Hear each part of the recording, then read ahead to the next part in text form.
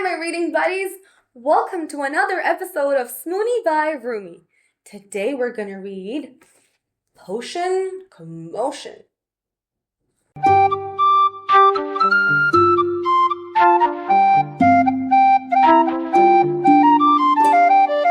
Mum said to Betty, "I'm just popping out.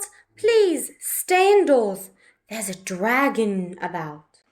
As soon as I'm back, I shall cook a nice stew." Then she hopped on her broom and whoosh, off she flew. Cooking looks easy," said Betty alone. "I'll make us a tasty dish all on my own. I'll put in the things that I most like to eat. Mom will be thrilled. It'll turn out a treat." So, in the cauldron went strawberry jam, pizza, ice cream, and slices of ham. French fries and waffles and hot dogs and mustard, sugar and flour and syrup and custard, pretzels and popcorn and baked beans and oodles of 5-minute easy cook savory noodles. Next in the cauldron went 3 kinds of cheese and a good shake of pepper, which made Betty sneeze. 2 bags of chips were the last thing to fetch up, and Betty's mad mixture together with ketchup. "There," she declared, brushing off flour off her dress. "And I've just made the teensiest, weensiest mess. Now, for Mom's cooking spell, how does it go? Is it bubble or babble? Oh, yes, I know. Hubble, bubble, boil and brew. Cook me up my tasty stew." The cooking pot started to simmer and steam. "Amazing!" said Betty. "It worked like a dream." But something was odd. To Betty's surprise, the bubbling brew was beginning to rise. It boiled and roiled and rose even more. Then it poured from the cauldron all over the floor. "Yikes!" Betty said as she reached for the mop. "But Mom got that spell. It'll soon make it stop. It's, kindly stop cooking. No. Stop, little pot. Is it cauldron? Stop bubbling? Oh dear, I forgot." The brew had gone barmy. What hullabaloo! Soon, the whole cottage was filled up with goo. It foamed, it fizzled, it frothed, and flowed out of the cottage onto the road.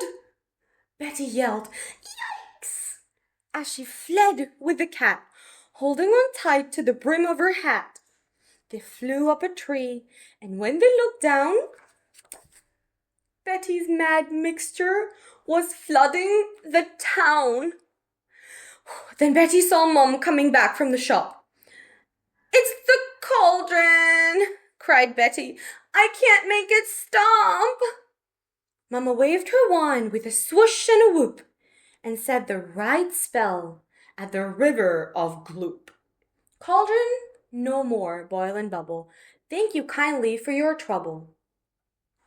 "Sorry," sighed Betty. "My cooking went wrong." And then a great dragon came flying along. "I'm hungry," it roared as it perched on the steeple. "I want something tasty to gobble up, like people." But Betty said, "Dragon, you're too far away. I didn't quite hear you. What did you say?" So the dragon flew down to the ground and cried, "Yuck! The little witch tricked me. My paws are all stuck."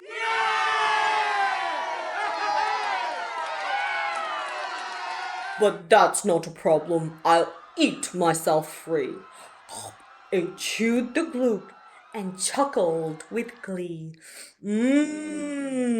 Said the dragon. This stuff is so yummy. People are much less delicious and scrummy. When that glue-beaten dragon had gobbled the lot, Betty ran back to the house for the pot. Rumble, rumble. Please take the cauldron, said Betty, and then you won't ever need to eat people again. As long as we teach you the right spell to say, you can eat just as much as you like every day.